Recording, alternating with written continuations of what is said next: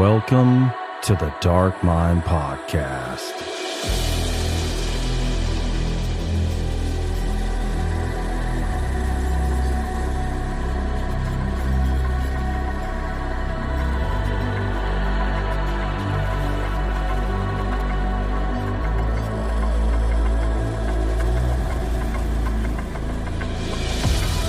Friends and familiars, thank you for tuning in to another episode of the Dark Mind Podcast, where we explore the boundless realm of dark literature and film. On today's show, I have a writer of psychological and supernatural horror. He's joining me today to discuss his debut novel entitled Fear Not the Dead. So without further ado, join me as we delve into the dark insight of Brad Ricks.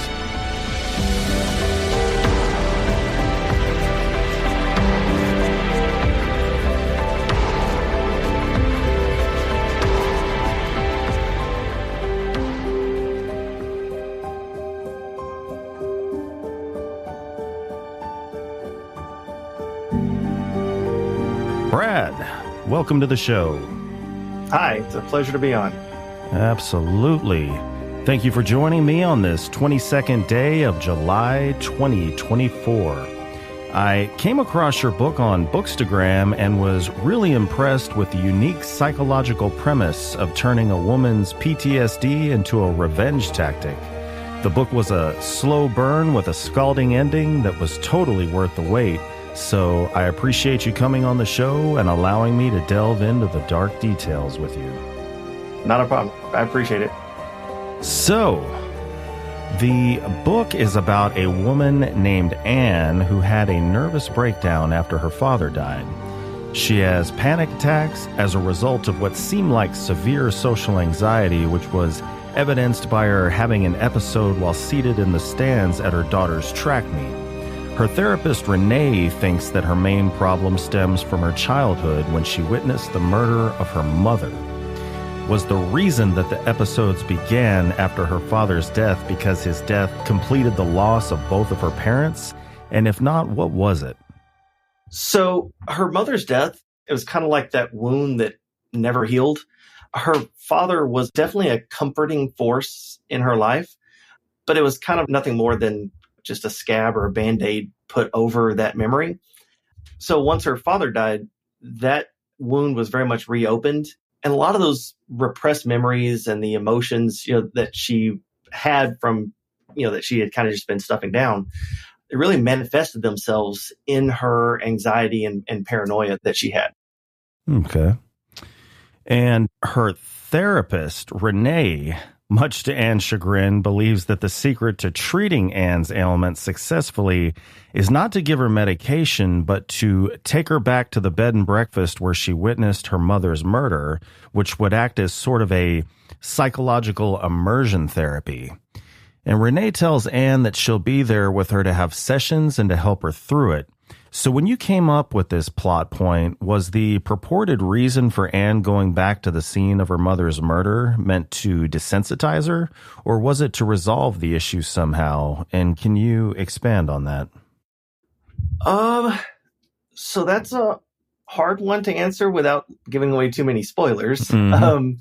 So I don't necessarily think, Renee wasn't so much trying to desensitize Anne, but well, I guess a proper way to phrase that question would be, what was the purported reason? Well, so Renee, as you find out early in the book, isn't who she says she is. So she has her own motivations to want to take Anne back to that location. Mm-hmm. So it's really more significant probably for Renee to go back to the house than it is for Anne to go back there. It helps kind of resolve stuff more from Renee's standpoint than it does for Anne. Mm-hmm. Okay.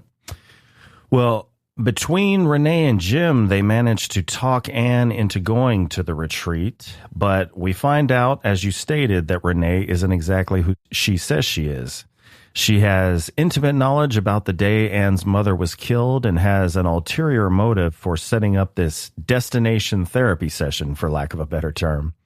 So, again, avoiding spoiler territory, without revealing who Renee is, could you tell us a little bit about your strategy for planting the breadcrumbs that led to her identity? So, I mean, it's very intentional plotting, in doing that. Because, the reader, they know really early on that Renee isn't who she says she is. I wanted you to be able to be in Renee's head at times as well, but not really trick the reader or lie to the reader, but kind of be upfront that, hey, Renee is not who she says she is. And some little breadcrumbs about her real identity really come from what Renee is experiencing while she's at the, Cardinal Crest or, that bed and breakfast as well. The reader knows that there's a nefarious plot that's going on, and, you don't really know what the connection is until, way later. Renee, though, she also doesn't know the true secret of the estate. She's kind of along for that little ride as well. And so, some of it, especially showing early on that Renee isn't who she says she is, it was kind of a cop-out, I guess. I wanted the reader to know early on that she wasn't who she said. I wanted Anne to trust in her. But as the reader, I want you to be like screaming at Anne through the pages, like, don't listen to her. And then, the other reason, when I first kind of plotted it out, I didn't do that reveal till later. And then I got to thinking as I was writing is, I was like, I don't want a real life therapist to read the book and go, a therapist would not do this. Yeah. So I wanted early on to be like, yeah, she's not a real therapist, which I don't really consider that a spoiler. That happens on like page 20. Yeah. So yeah. Yeah. Was there a reason that you kind of, I guess, were you trying to juxtapose leisure with violence when you had the horrific event involving her mother take place at a bed and breakfast? Yeah, a little bit. I mean, you learn there's specific reasons why when she was a child that her and her parents went there. And I wanted them to get away, to be isolated. And from the plot standpoint, there's a reason why they're isolated. And so I just kind of helped use that to my benefit, especially from the present day with everything that's going on. Yeah. Yeah. I guess the isolation is definitely a necessary element for that. Definitely. Well, there was a scene in the book where Renee assumes the identity of the person she stole it from. So I have really bad ADD, so this is almost kind of just, I don't even think this question is really for the listeners as it is for me trying to get it straight in my head. Was that a flashback, or did she officially steal the identity after seeing Anne for a while as this purported therapist? Can you kind of elaborate on that timeline? Yeah, so no, that was definitely a flashback. I mess with time a lot in this novel. Mm-hmm. There's a lot of dual timelines that's going on. So that is a flashback on whenever, Renee did assume this identity. She had been seeing the therapist for about 3 months. So all that took place about 3 months before. Okay. Gotcha. Yeah. And, I don't know, am I revealing a spoiler? She kind of gives the, impression that she's like almost special forces. She's not, by the way, listeners, that's not a spoiler. She's not special forces, but she's got some pretty intense abilities. So she's actually my wife's favorite character, believe it or not. Yeah. I don't know if I should be worried about that, but more so just her attitude, in the scene where she does assume the real therapist's identity, she actually, and then she even comments when she's trying to get into her computer, she's like, what's your password? She like points to a sticky note. She's like, you keep it on a sticky note? That is so bad security. Yeah. And it's like, my wife, like, whenever she was reading it, she literally wrote in the comments, bitch, you just stabbed me.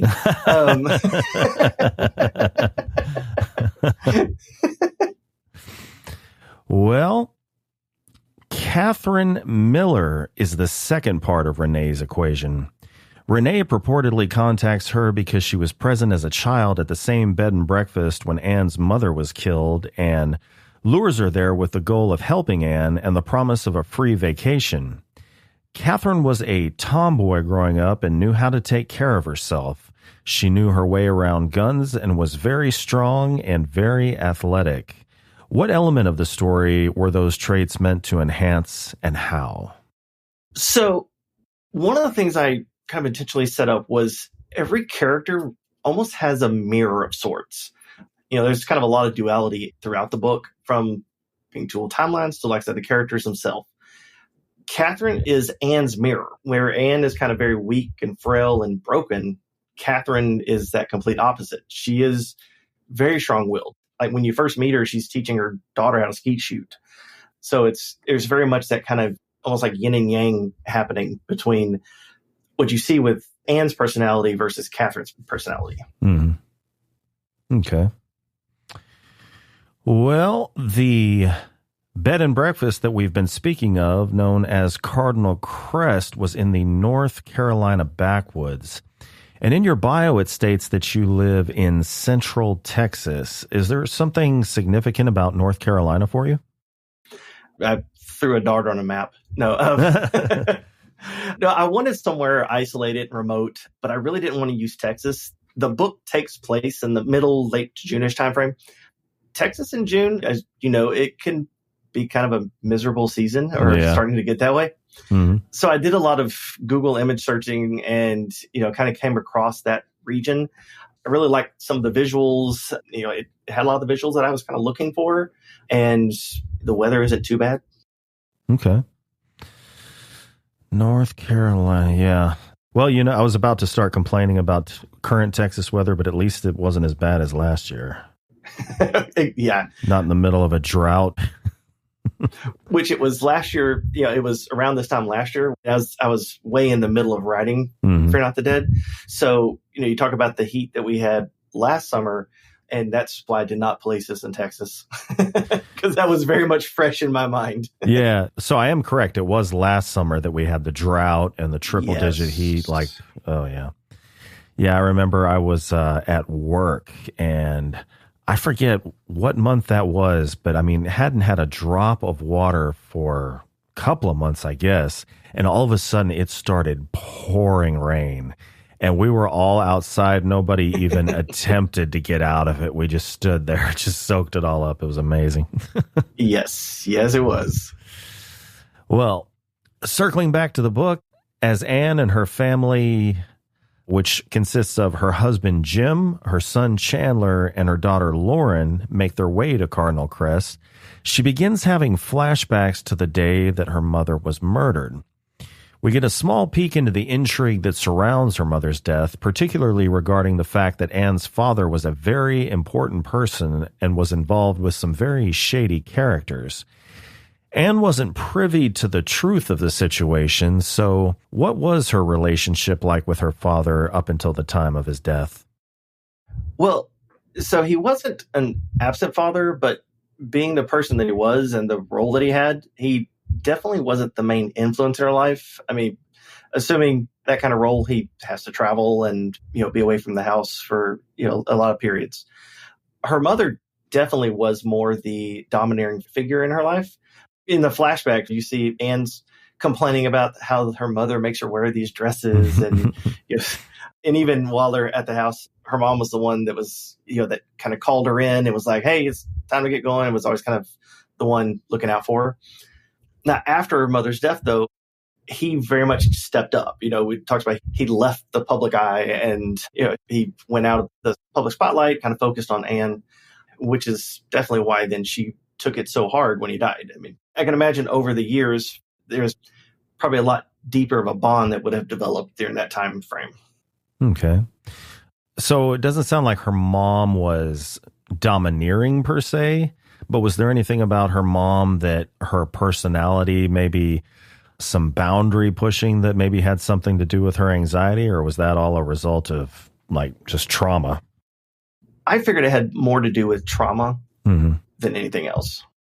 Okay. Well, as Anne recounts the day she arrived at Cardinal Crest, she remembers the groundskeeper, Bill Monroe. And even if they are benevolent characters, I've always found groundskeepers, especially cemetery groundskeepers, to be a little malevolent, and I'm not sure why. One reason, maybe they spend a lot of time by themselves, so I guess I figure they must get up to some deviant activities, but Do you feel the same sense of unease? It really depends on kind of the purpose of a character, how they're written. Bill's purpose, and, especially when Anne is there as a kid, I really used him as a literary device to give the reader a description of the house. And, he's the one that's got the info. He also tells Catherine the ghost story that she ends up retelling later on. So he's kind of more the informational source on the house. Mm-hmm. I didn't want him to be a very malevolent or kind of have that where he seemed like that at all. And describes him, as reminds her of her grandpa. But I do agree that it's easy for somebody, especially like if it's a cemetery groundskeeper or something, to have that little sense of deviance about them. If there's something that's going on, if it's a house or a cemetery or wherever, there's always that, well, what do they know? Are they the ones hiding it? Are they responsible? You get all those kind of, how much do they know and when do they know it kind of stuff. Gotcha. Well, Bill had a daughter named Betsy. Betsy was the embodiment of innocence trapped in an evil place, the proverbial light in the darkness.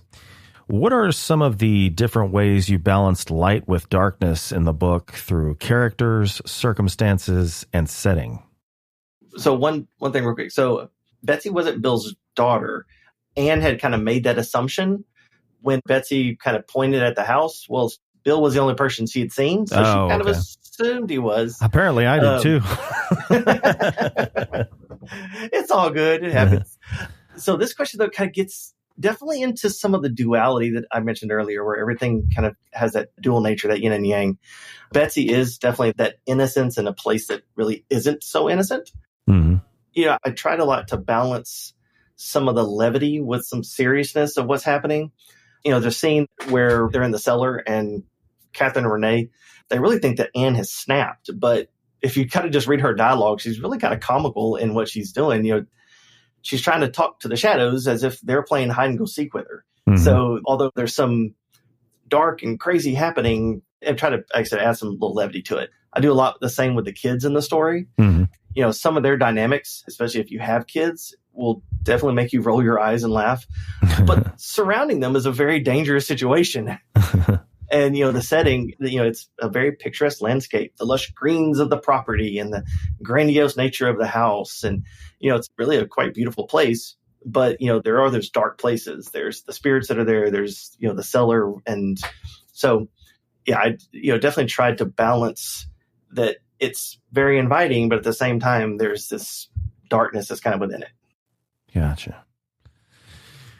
Well, once Anne and her family arrived at Cardinal Crest, Catherine and her family, which consists of husband Frank, daughter Carly, and son Jake, arrived shortly after. Anne simultaneously realized who Catherine was and that Renee, for some reason, had kept the fact that Catherine, who was there that day and shared in the traumatic event, from her. Renee kept this detail from Anne because she thought Anne would be less likely to agree. So again, we're not sticking with what the actual truth is. What is the purported reason that Anne would have been less likely to agree, according to Renee? Well, mainly I think it's because Anne barely wanted to go to begin with. Adding in those additional people, Renee probably rightly assumed that Anne wouldn't have agreed at all. Mm. Although Anne wants to get better, she talks about how embarrassing it is. And I don't think she would have wanted to go and kind of go through that if there were strangers there. Mm. She later remembers Catherine, but, if it was out of the blue, hey, there's going to be more people there, then, I don't think she would have went at all. Okay. Well, let's see here. The ages of the children, speaking of children, in the story are as follows. Carly, 9. Jake, 14. Lauren, 16. And Chandler, 8. I think I have all those right. Sounds about right, yep. Yeah. So what dynamics did you want to create in the story by putting the kids at those ages? And I know you kind of mentioned levity, but I guess specifically with their interactions with each other. Well, again, it kind of goes back to that whole mirror thing. They each kind of have their other. And my kids right now are definitely in the middle of the teenage years. Mm-hmm. So I've had kids when they were all of those ages. So I felt I could very accurately portray that. There was a lot of things in those ages that I could kind of play off of. The age difference between Chandler and Lauren, for instance, it definitely sets up that Chandler being the annoying younger brother. There's an 8-year difference between them. So there's definitely that capability there. Carly and Jake kind of have a little of that, but not as much. Jake is that age. I mean, he's 14, so he's starting to, he's getting into girls. And Lauren, who's a couple years older, really catches his eye, but he's also still that kind of awkward. And her at 16, she's probably going into her junior year and probably more interested in the senior guys and what's going on compared to somebody who's about to be a freshman. And then having Chandler and Carly being at the ages they are, 8, 9, they're young enough to still want to play games like tag and hide and go seek. And so those ages kind of help to add in some different things that could happen, which does. And there's some different little plot elements that happen because of that. And again, like I said, the kids also are able to add in some levity to the story and really make some true kind of family dynamics. Without them, the focus is really more just on the trauma that Anne has had and is experiencing and her kind of descent into madness. It really becomes a lot heavier of a story at that point, being really just focused on what she's going through. Well, circling back to the book, one of Renee's main tactics is to slowly whittle away at their defenses instead of attacking all at once. She begins by springing the presence of Catherine on Anne, then introducing the guideline of everyone surrendering their phones and tablets, all characteristics of a master manipulator. And I don't know if you have any experience with therapists yourself. I can't remember if that's what you were talking about earlier when you referenced a therapist not actually doing what they do in the story. But I've had some great ones. I'm a little crazy. And some that were pathological themselves. And if they're dealing with people who are extremely emotionally vulnerable, that can be very dangerous. And the first great fictional account I can think of is Hannibal Lecter. Was there any particular inspiration for Renee, even though, she wasn't technically? She seemed pretty manipulative, like she had a psychological background. I mean, I've known people have been in some very bad situations, emotional abuse, gaslighting, that kind of thing. And so I've definitely seen how vulnerable people can get. With Renee, I wanted a villain who was, she was very cunning and manipulative. She isn't dumb at all. She's, really quite intelligent. And as she's talking about her plan, she talks about it as a symphony. One of the last parts of the book, I want to say, is labeled Symphony in Motion, because at its core, the whole thing, it is a revenge plot, but she didn't want to just, kill Anne and be done with it. She really wanted to break her. So, there's not really any particular inspiration per se, but there was a set of traits that I wanted her to have. I wanted her to be that intelligent, manipulative, can just, really just get you to do whatever it is that she wants you to do. Yeah. And the phones, I should say, was brilliant because, if you go to a psych facility or a rehab, you're not bringing your phone in. If you do group therapy, they definitely want you to silence your phones. So surrendering your phones is completely justified and completely believable. But at the same time, she's cutting them off from calling for help. Yes, it definitely plays again on that isolation. There's no way to communicate to the outside world. And it definitely also, it sets up, it kind of plays on the angst then of the kids. When the kids first show up, they're on devices, as every kid is nowadays, it's just on devices. Yeah. So it created some tension and conflict just in saying, hey, give them up. Yeah. Yes, that was. I'm giving Renee credit for it, but I guess technically I should be giving you credit for coming up with that plot point. No, it was all Renee's idea. All I did is just document as she was doing it. That's all. Gotcha. Yeah, you're one of those writers who, well, I guess it's probably all writers whose characters have a life of their own and operate in spite of the author. Plenty of times I get to the end of a scene, I'm like, why the hell did you do that? Just act right, damn it. Yeah, do what I want you to do. Well, you get the feeling right off the bat that Cardinal Crest is haunted. Without giving an example that would cause a spoiler, can you tell us a little bit about the laws you set in place regarding how the dead can interact with the living? Well, they can pretty much do what they want. They could be as corporal or as hidden as they like. Betsy, she's out playing in the field to the point where when Anne was a kid, she thought that Betsy was a real person.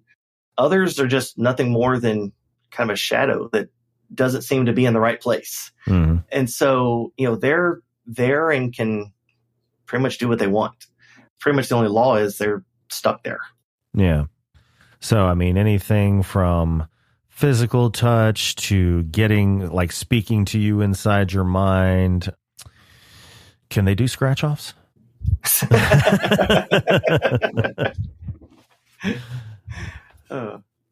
No answer for that? Okay. Well, I mean, based upon some of the interactions that happened later on, I'm probably assume that they could. Okay. So they could be a winner. All right. It could be. Sweet. Well, at one point in the story, they are all sitting in the den. Catherine tells a ghost story that brings to light the fact that Anne had either been interacting with a ghost or was going insane. This ghost was present on the day of her mother's death and is present in modern day now that she's come back. Was there any other reason for the ghost's existence other than to be part of the emotional connection? And what was the emotional connection? And I hope by just referring to it as the ghost, I'm not giving away who it is. It was really, it's just another crack in Anne's psyche. Catherine is the one she really didn't have any idea that that would be Anne's reaction to it. She just wanted to tell a nice ghost story, kind of reminiscent of stories her father used to tell around the campfire. So, she didn't necessarily mean to set Anne off, but everything that's happening is kind of whittling away at her fractured little mind. Mm-hmm. Yeah. I guess she didn't start fighting the idea until she was well within telling the story. It wasn't like, I'm trying to remember, it wasn't like she said what she was going to tell the story about and Anne was like, no, that's not correct. She had to kind of sit there and listen for a while. She sat there and listened, and it was in the middle of the story. If I recall, Catherine even said, she was like, yeah, Anne, she met her and played with her. And Anne was like, no, she was a real person. She wasn't a ghost. And Catherine was like, yeah, no. Yeah. Well, Anne's daughter, Lauren, was at that awkward teen stage where she would be embarrassed by her parents even if they weren't doing anything to make a scene. And adding the fact that Anne was having panic attacks at her and her brother's sporting events, they had the makings of some severe adolescent angst. It seemed like Lauren and Jim both had somewhat of a cavalier attitude towards Anne's condition, as if they wanted to care more, but were getting to the point where they were just about done with dealing with her issues. Would you have been able to move the story in the trajectory that you did if they were more sympathetic, or was it necessary for Anne to feel closed off from the others to where even her own husband, it seemed like she had kind of lost that connection with? So I definitely wanted her to feel isolated because really it keeps her attached to Renee. Yeah. The only person who really doesn't seem to be is Renee. And so, she maintains that trust in her. Again, as a reader, the intent is so that you're screaming at her into the pages, hoping that she would hear you. Uh-huh. But Lauren and Jim, they do care about Anne. They want her to get better. They are supportive in, whatever is best for her to get better, which Jim, unfortunately, he believes that Renee has her best interest in heart. And, he kind of puts his face in that. Lauren wants her to get better, but she's a teenager. She's self-absorbed in her world. Yeah. What teenager actually realizes that the world doesn't revolve around them, Mm-hmm. Yeah. And what year does this take place? Modern. Like as we speak now. So where every kid is attached to their device and wanting to be an influencer, self-absorbed, narcissistic. Yeah. Right. And that's one of the reasons why I early on, Renee takes the devices away and she cuts them off from the outside. Well, so with her attached to Renee, I mean, she's being shut off from everybody else, so that would cause her to kind of cling to Renee as sort of a life preserver. Renee can take advantage of that vulnerability and get her to do things that probably she wouldn't under normal circumstances. Yeah, definitely. It definitely left her more vulnerable, and she does open up more. And, especially when they get into some of the sessions, she is more, what's a good word for it? Malleable, I guess, to some of her ideas. And they were going to do what was the thing they were going to do with I hope this isn't a spoiler. If it is, just disregard, but the hypnosis? We can just refer to it as the session. Was that something that she would have done under normal circumstances? Has she not been driven away from everybody to Renee? I don't think she would have been as comfortable with it. But, knowing how isolated she was and knowing how connected she was to Renee and, wanting to get through this and get past it and get better, I think she was more open to the idea. But earlier on, I don't think she would have been. Okay. Well, one of Catherine's signature traits was that she carried a hidden knife in her boot, presumably in some sort of ankle holster. This element was a bit of a wild card, and I can see how its inclusion could be a good plot device, even if you didn't immediately know how you were going to use it. Did you know how you were going to employ this plot device when you developed it, or were you literally keeping it for an emergency like Catherine herself? No, I knew it had to be there. So it definitely goes back to some of how I plotted the story. There was another podcast that I had listened to. They were talking about outlining, and they were talking about, like, one person said he outlines like a 7-year-old tells a story. And they're like, my books fell out of my backpack and then they got wet. And, oh yeah, it was raining. So I forgot to say that. So plotting wise, I got to a certain point and I was like, she needs a knife. So then going back, I was like, okay, I got to kind of check off gun, that kind of thing. And so, add little mentions of it there. So it's not just randomly out of the blue. There happens to be one. And so I don't really outline, so to say. I tend to write the whole book as like a short story almost. And then from that kind of becomes my outline or at least my path. It's to the point where, like, in the short story version, it says they fight. Well, that turns into 2,000 words. But in the short story, it's not. And so as my first pass through, I got to a point where I was like, she needs to have something here. And so then I went back and made sure I had little references here or there. Okay. That's an interesting concept. A short story as an outline, and then you just kind of blow it up like a balloon. Pretty much. Yeah. Like I said, I will literally in there have a sentence that will say, then they fight and so wins. Well, that turns into 2,000 or 3,000 words as you flesh out the details and you're in the person's mind and their thoughts and all this kind of stuff is what's happening. But from the story, it's just a quick little 2 sentences or so. Okay. Well, there was a pond on the property that had special significance. Bodies of water, whether as vast as the ocean or as small as the pond, have one thing in common: the unknown.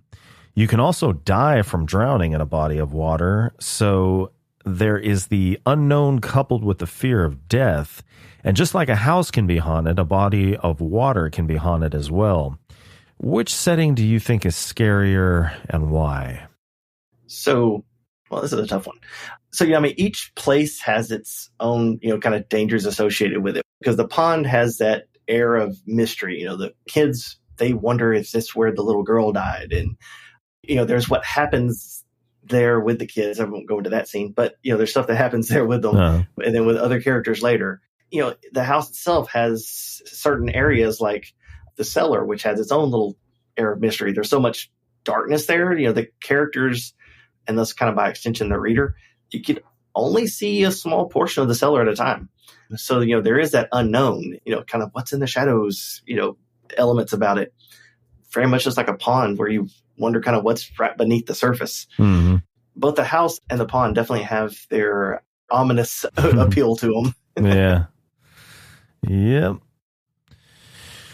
Well, I won't go any further into the denouement and climax of the book, but it was a great book, great read with a great ending. Listeners at home, buy it, read it, review it.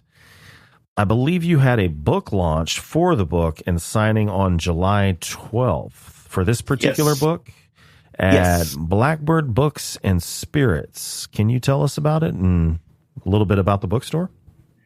Yeah, so it's a bookstore / bar, which is as awesome as that sounds. It's designed as a speakeasy almost. It's inside a building that has some other eateries, but to get to Blackbird, you have to slide back a large picture frame. Oh my God, that's awesome. The door is right behind it. That's how you get in. Yeah, the first time I ever went there, I couldn't find the place, and I saw somebody go in. I was like, oh, this is great. But yeah, there's a large frame on the wall and it has rollers on it and you just slide it back and then that's the entrance. Well, so I think I'm on their website right now, blackbirdbooksandspirits.com. I don't see any pictures though. I don't know if that's their website. I see it on Facebook all the time because I follow them on Facebook, but let's see. Oh yeah. I see it. Interesting. Listeners at home, check this out. And this is where again? I'm sorry? It's in Belton, Texas. Belton, Texas. Where is that in relation to, say, Dallas? So about 2.5, 3 hours south of Dallas. It's almost dead center between Waco and Austin. Okay. So right on I-35. All right. I'm going to make a note to check this place out. I mean, I don't drink, but can you get coffees? Yes. Oh, yeah, they have a very nice little latte menu also. Oh, sweet. Yeah, but all their drinks are very much book themed.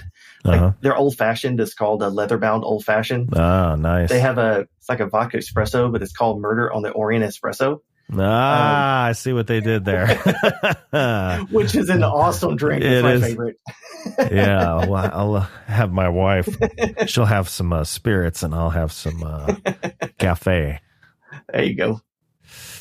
Well, you have a new novel on the way entitled The Night Crew. Can you tell us a little bit about that one?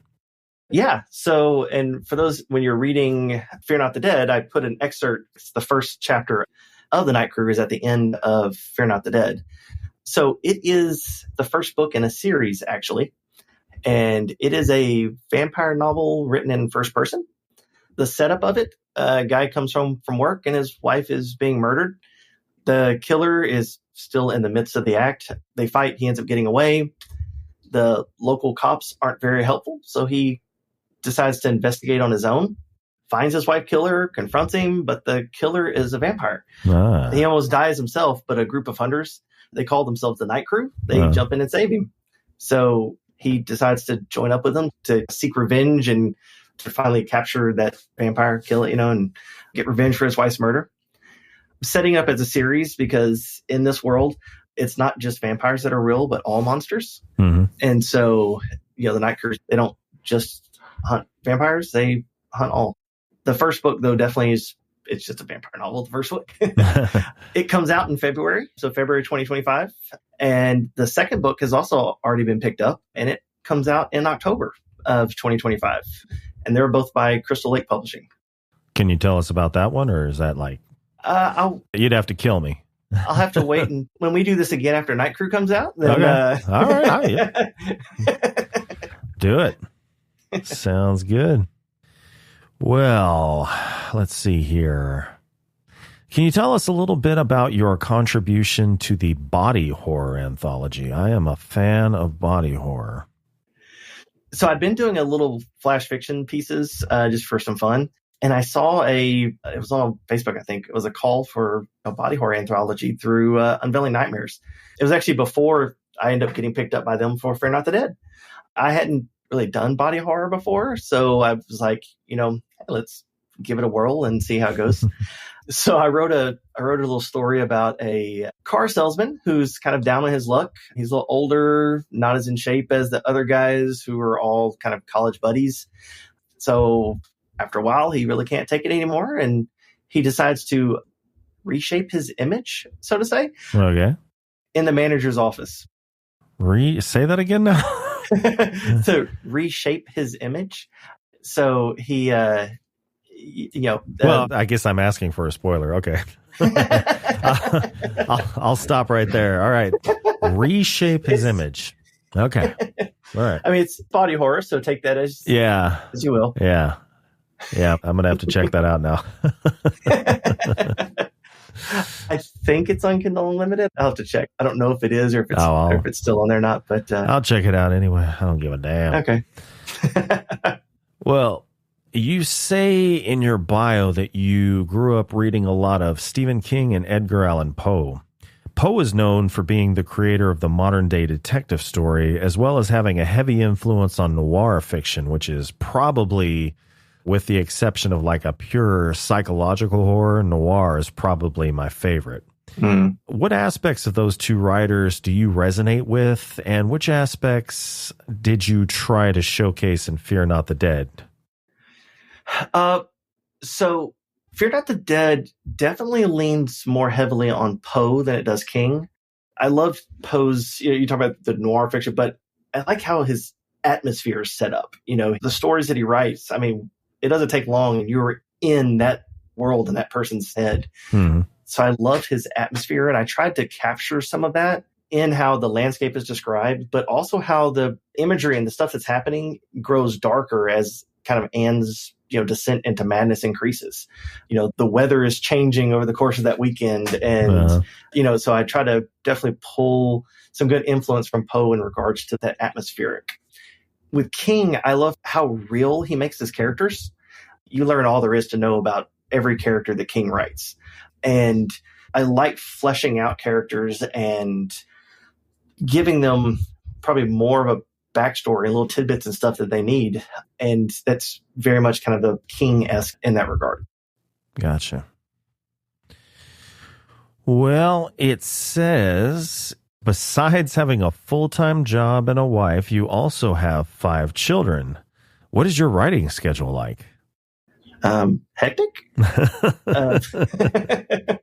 So I'm an early riser. Uh-huh. I usually am up between 4 and 5 in the morning. So I get a lot of good time to hit the keys before the kids get up. I'm also possibly fortunate because they do eat me out of house and home, but they're all teenagers. So they are mainly self-sufficient, unless the Wi-Fi goes down, and then they're not. Yeah. During the summer, I tend not to get as much writing done, but when they go back to school, then I'm able to kind of pick it up and find breaks throughout the day to get writing in. Like I said, a lot of my writing happens early in the morning before the day really gets going. Do you find that that's the best for you as far as creativity is concerned? Because when I do anything creative, it has to be first thing in the morning, because 7 p.m., I'm just brain dead. Like I can only do especially with the podcast, I can only do very robotic things. Definitely. As it gets later in the evening, I definitely kind of start winding down. I mean, there are moments and there's times when I'm like, ooh, I got to go do this right now. And when it gets dark and everybody else goes to bed, then I'll jump on the computer for a bit. But that's more the rarity than it is the norm. The norm is I'm usually, like I said, up early in the morning. I'll go somewhere and grab me some coffee or make it at home. And then, I'm usually sitting in front of the computer and typing away with some kind of a cold brew or something like that sitting next to me. Yeah. I had Ronald Kelly on the show, and he retired, and he thought that when he retired, he'd be getting up early and going to bed early. But he finds that his creativity just comes out at like 10 o'clock at night, and he ends up writing into the wee hours of the morning. And I don't know, maybe his particular brand of horror is just conducive to the nighttime. He writes a lot of really... Do you read Ronald Kelly? I don't think I've read any Ronald Kelly yet. Southern fried horror, very southern, very backwoods, very creepy. Like, yeah. Nice. I'll have to check out some of that. Absolutely. Well, it says in your bio that you are an account manager for an online software company. And so I'm always curious to know writers that have kind of a separate day job. Is there any aspect of your job that you feel helps you with the writing process? Absolutely not. Absolutely. All right. No, yeah. At least not from the writing process. Now, I have a business background. That has probably helped me in ways, for instance, from knowing a little bit about marketing, knowing how to set up a website, do some e-commerce kind of stuff. The business background helps with that aspect of it, which it's not really something that when you start writing that you kind of think about. Yeah, at some point, this is a business too. And there's a business side of it and not just the creative sit down and write side of it. Mm-hmm. Yeah. Yeah. One of I think my Achilles heel for the show is marketing. I'm just not one of those people that gets out in front and does TikTok dances. Yeah, me neither. I've done the most TikTok posts I've ever done here in the past 3 weeks. Dances? No, not dances. No dances? No dances. No, mainly just marketing stuff. So that's about the extent I know how to do on TikTok. Is I have a picture, do the little auto crit thing, and then post. Gotcha. Yes, sir. Well, it said in your bio that you used to write stories that grossed out your classmates. Were they grossed out because they were horror with a little violence, or were you the world's youngest splatterpunk author? Little column A, column B. I've always loved writing horror. Like I said, I was a fan of Poe, and then I think I was in the 8th grade when I had a teacher say, "Hey, if you like Edgar Allan Poe, here's Stephen King," which probably is a little young for an 8th grader, but God bless that teacher. I know, right? The first book she handed me was The Gunslinger, so that was my foray into Stephen King. Was via the Quest for the Dark Tower. So when I was in high school, I loved writing little stories. I wrote a story that was kind of a takeoff of a King short story. And I wrote it. It was like a diary of a guy that was stranded on an island. Mm-hmm. He does pretty good until he breaks his ankle and really starts to starve to death. So in a last ditch effort, he resorted to self-cannibalism.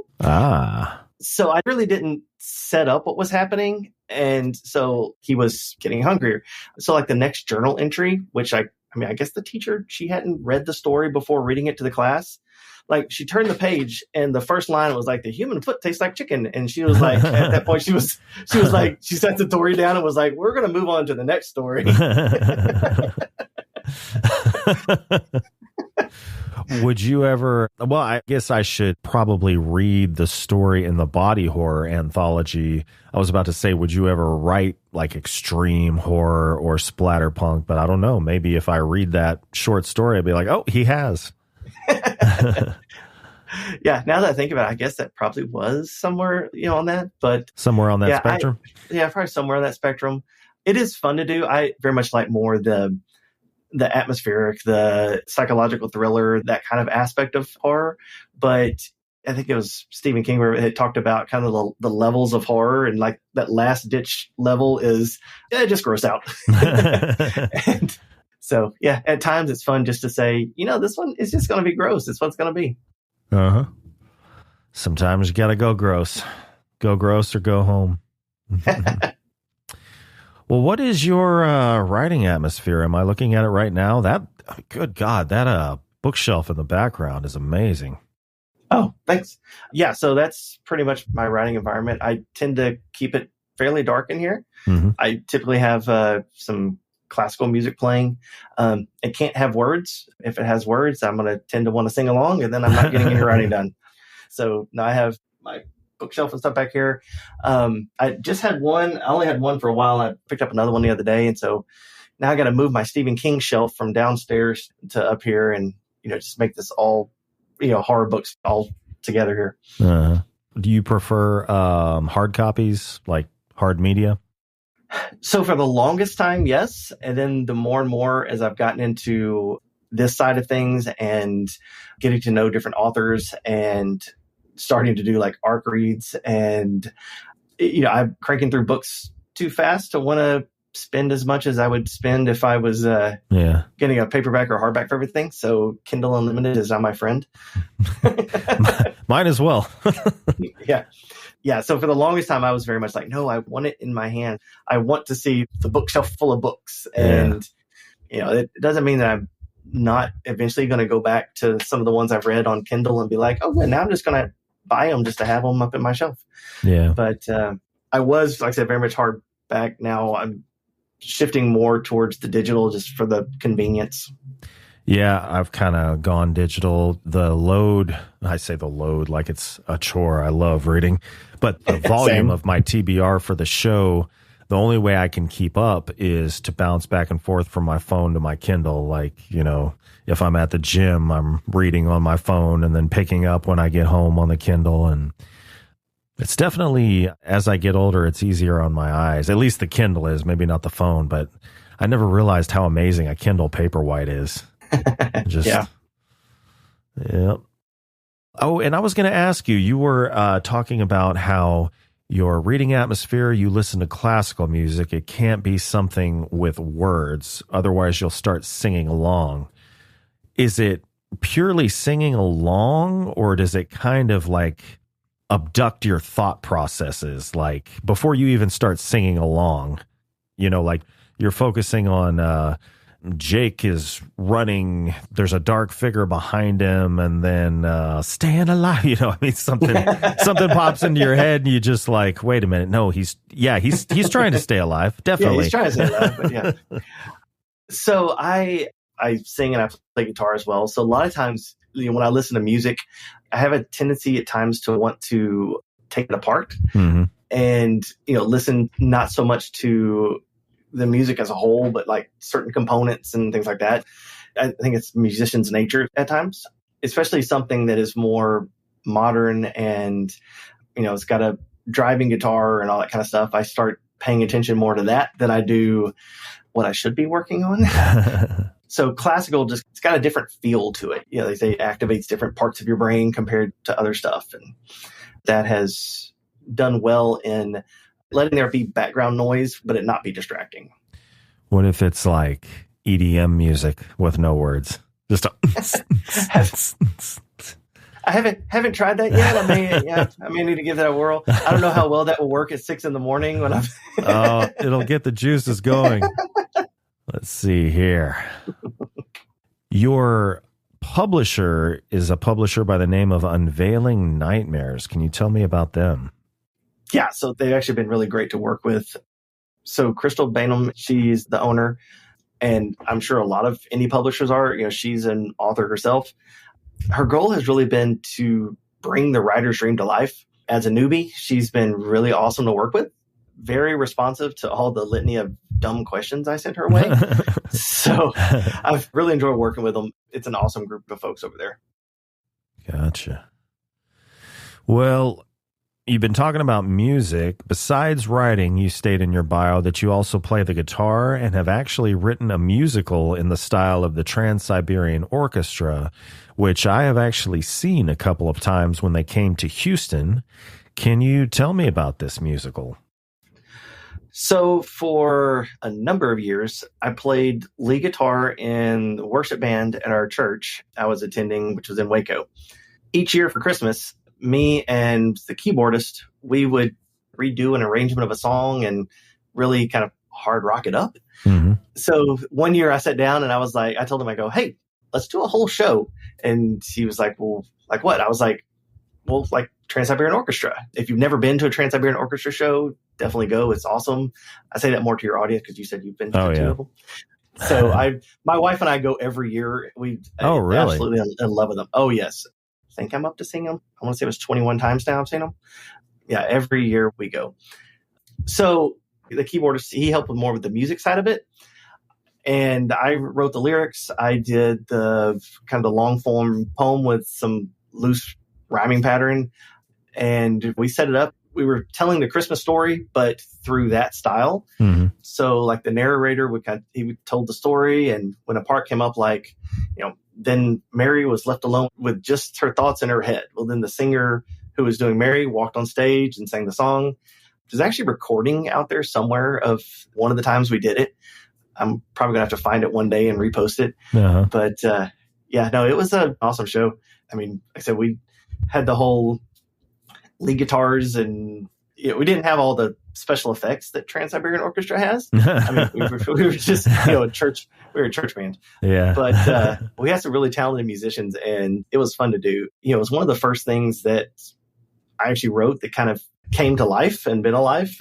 So it was definitely fun to write all the songs I wrote all the lyrics for, the narration and stuff, and just then seeing that vision kind of come alive.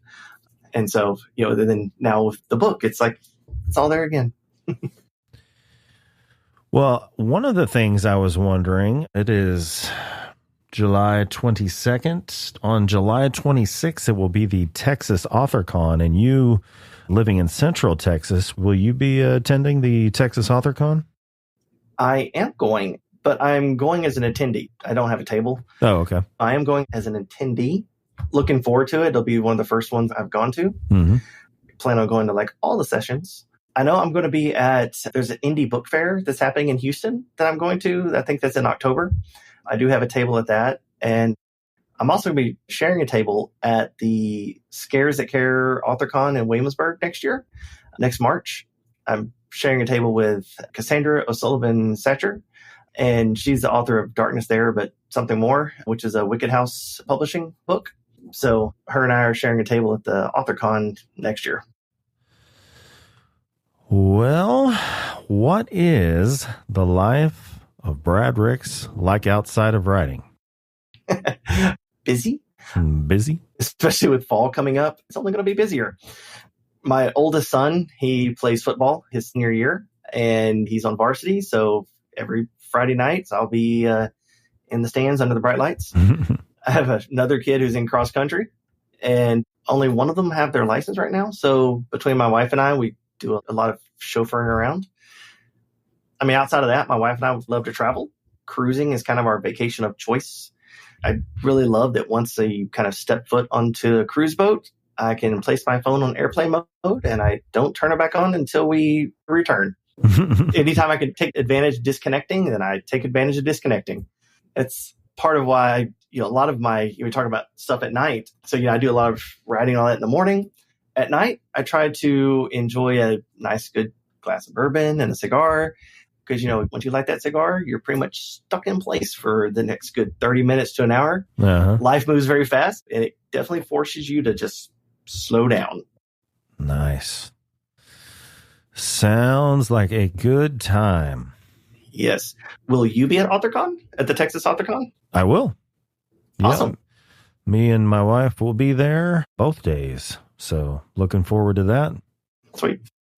Well, Brad, it has been a pleasure talking with you. You as well. So as we bring the show to a close, is there anything you'd like to plug or let your readers know about? We covered pretty much everything. I mean, you can always find me on Facebook.